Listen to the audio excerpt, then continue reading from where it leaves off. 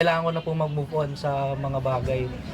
Ako po talaga yung may gawa ng issue na nagsiselos. Pero pinagselosa hindi po. What if palabasin ko na nagselos ako kay sa anak ni Kong na totoo, kahit hindi naman. Ba't ka magsiselos sa totoo anak?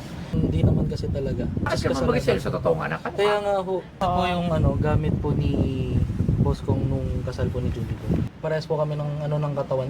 Yes. Pag sinuot ko po yan, parehas. Baka naman magsinungaling na naman. Na hindi yan kay Kong TV. Hindi po.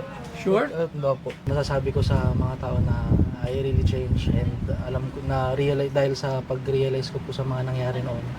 Para makapag-move on po ako kailangan kong tanggalin yung mga bagay na nakapagpapaalala sa akin kung saan ako galing na grupo. Para pangako ko po sa inyo na ito na po yung huling video na masasama yung pangalan ng Regarding sa mga any issue. from that Yes. TP. Opo. Hindi nga ako gagawa ng kahit anong dahilan na alam ko makakasira sa imahe ko. Huling video na po to na mababanggit ko ang Team Payaman at ang mga members nito.